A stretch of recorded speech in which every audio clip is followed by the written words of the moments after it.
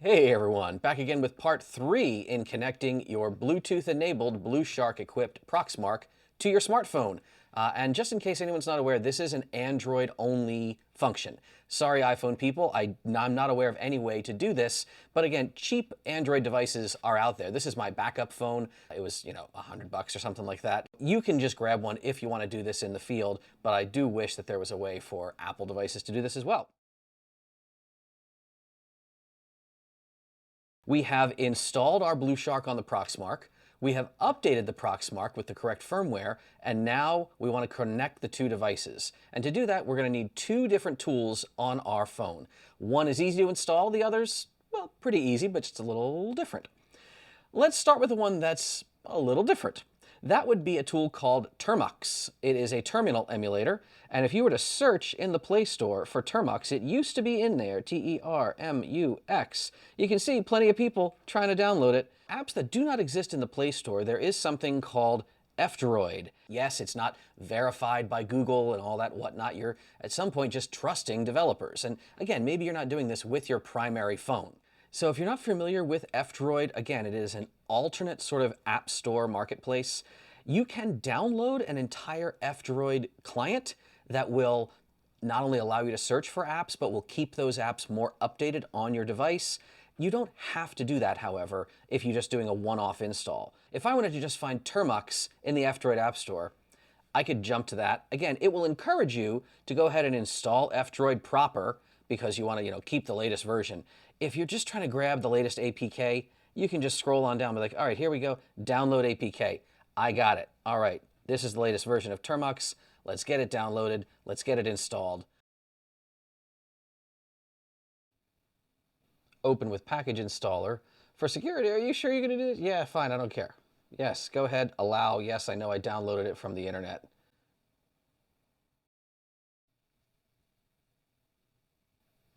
All right. We now have a terminal tool. Excellent. This will allow us to do most things, including the next step of pulling from source and installing the Proxmark package. But we need one other tool, so let's get it on our phone while we're here. And this one is available in the regular Play Store. You're going to look for a tool called Bluetooth TCP Bridge, and it's available in two versions, a plain version and a pro version. That doesn't have the same name.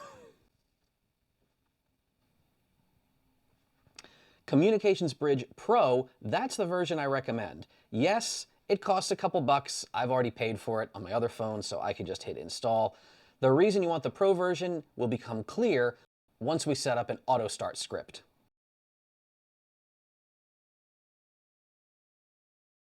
All right, TCP Bridge Pro, we're going to want that later on.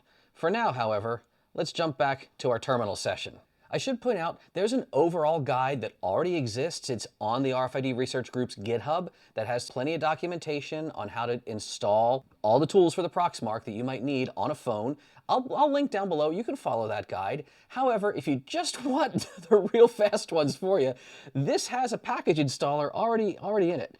PKG, install. And what are you going to look for?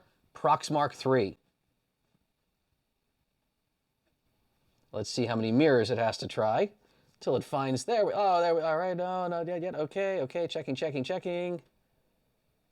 Thank goodness I'm capturing a screen and you can see this in an overlay, I hope. Ooh, repository might be down. Let's check our mirrors again. Do you want to continue? There we go. Yes, I do. There we go. She found her this time. That looks much better. Now, again, you might not be a pull from source compile kind of person. You might not ever have used a package installer before. Thank goodness this does have a package manager. In the future, by the way, if you ever upgrade the firmware on your Proxmark device and you say, oh, wait, now I got different versions of my software, what do I do? The package manager can also handle that for you. You could do PKG package upgrade and choose Proxmark3. This will, again, pull from source, do a full upgrade for you, keeping yourself version matched. So just remember, in general, there is the Proxmark device, there's the Proxmark firmware running on there, that has a version number, and then there's the Proxmark software, the control environment, that has its own version number. As long as the firmware and the software that you're controlling the Proxmark with are matched in version, you should be fine. If you're ever getting weird errors and things yelling at you, it's not happy, somebody needs to be updated, possibly both. Let's exit out of our terminal shell for a minute. So in theory, we should have the Proxmark software installed.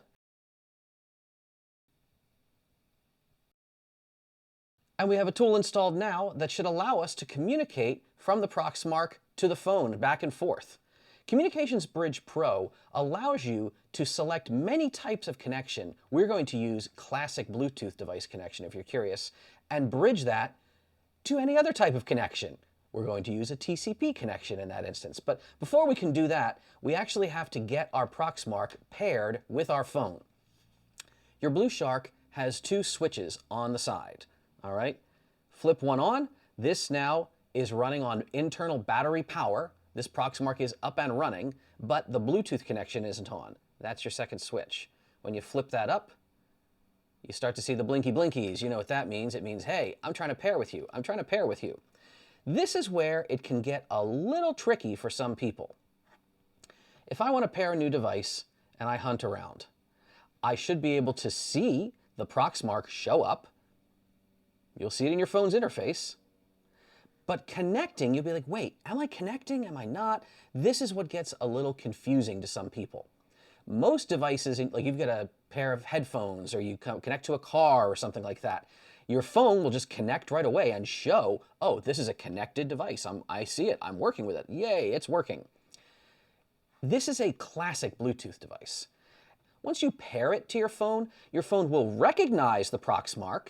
It'll understand, oh, you exist. Oh, and by the way, yes, like many things, 1, 2, 3, 4. I believe it's not 0, 0, 0. It is 1, 2, 3, 4, I believe. You don't need, obviously, to have any special characters. You don't need my contacts. I have paired. You say, all right, but why am I still blinking? What's going on? Wait, it's not actively connected. It's previously connected. Yes, this is fine. If you see this, you're fine. Your phone knows this Proxmark exists. The reason this is still blinking, the reason this doesn't look actively connected is because you're not doing anything right now with that connection. That's what our Bridge Pro tool is used for. So, pairing is not the same thing as connecting. If it's saved in your devices, it's paired. Let's actually make a connection now. We fire up our bridging tool. The Proxmark can be either device, A or B. I tend to put the Proxmark in slot A, and that's going to be a classic Bluetooth device. All right? Yes, let's sniff around. What am I looking for? Here are some saved devices. Proxmark, PM3, RDV4. That light is now solid. Look at that, because we are indeed connected. But our bridge tool currently isn't going anywhere. So let's set up on this side, device B, that'll be a TCP server. And you need to choose a port number. Many people just use kind of a baloney made up port. 4321 is very common in the documentation.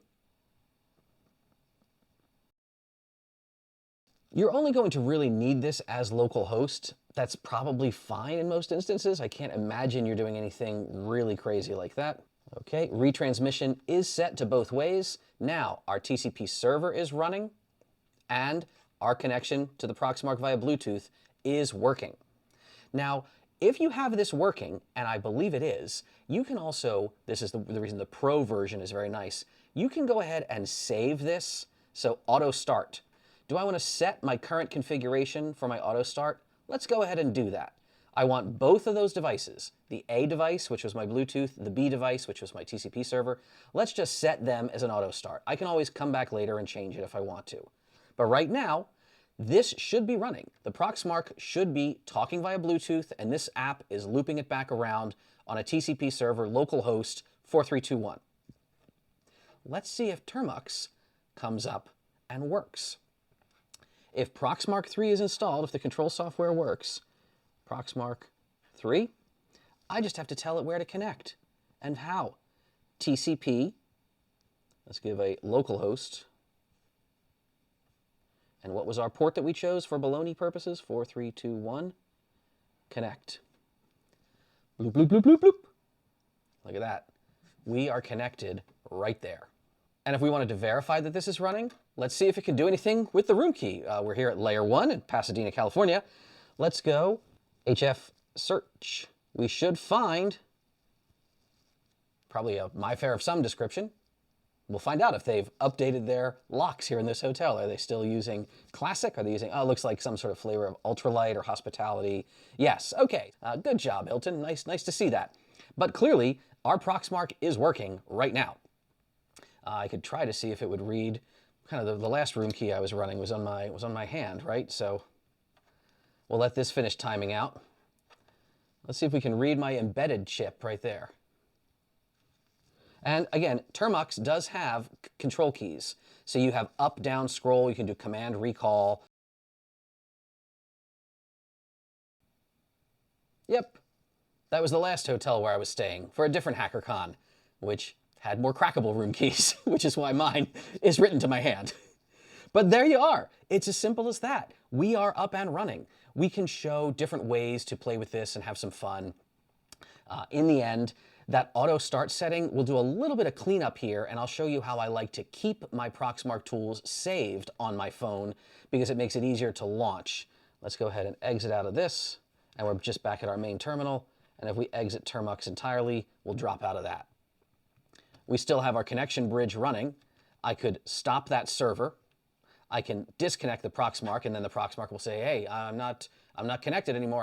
I'm paired, but I'm not connected. Yes, you're not connected. So if we enable auto start, now the next time that we fire up Connection Bridge Pro, the auto start script should simply run. It will look for our Bluetooth connection, which was device A. Bang, the Proxmark is up. It'll fire up our TCP connection, that was device B. Bang, that is up. And after a brief respectful pause, it will drop to the same screen you've seen before. You can drop back out. You can fire up your terminal. And again, your recall of previous commands in your shell environment is all still there. There's our TCP connection at localhost on the port we have designated. You're up and running. So that's something I honestly like to do. It depends on if your desktop environment allows you to do this. I kind of bundle these up into their own little Proxmark folder. Give that a little name. And then if your environment that you have supports it, you can even give yourself a nice icon. And if you'd like a nice icon for all of your Proxmark tools, I've created a little icon that I use on all of my environments. There we go. Let's go ahead and save that image somewhere on our system. Edit, change icon from the gallery. Recent downloads, bloop, bloop, blorp. And there you are. And at this point, you're all set. You want to use your Proxmark connected to your phone, all you do is power it on, fire up the Bluetooth, switch over to your Blueshark suite of tools, which there are only two. Communication Bridge Pro, let that auto start script run, bing bang boop. Then you're going to jump right over into Termux, where you can use your up command recall to fire up the Proxmark at the interface the last time you used it. It never changes. Termux, Proxmark interface, and away we go. You're all set. Well, I hope this makes it a little bit less scary. And again, plenty of good documentation is out there online. I'm just trying to demystify it and explain it the way my brain works. Hopefully it works for you. If it does, let me know down below, or let me know at a con, or let me know in an airport. It was nice. Hey, Charles, nice meeting you with your Pelican case today as I was flipping through the flights we were both on together, as it turns out. Yes, come say hi to me online, elsewhere, you name it. I really hope that this inspires more people to see the Blueshark, not just as a neat little gimmick, but as a really useful and really powerful tool that can make a huge difference. I'm about to be all around the world with Tara. We're going to Estonia. We're going all over the place. I'll be down in Virginia teaching a class. I'll be down in North Carolina with Emily. I'm not going to have my laptop. And I now don't need my laptop to run my Proxmark. Maybe this inspires you to do it too. Again, Bluesharks, they're available from Hacker Warehouse. I'll mention them. They're on our website, the site I don't name. If you want them from us, you want them from Garrett, I mean, they're the same price. But either way, try it out. Let me know if it works for you. I want to hear from you. I want you to try this. I want you to always keep hacking on RFID, locks of any kind, whatever you do. Do me a favor, stay safe out there.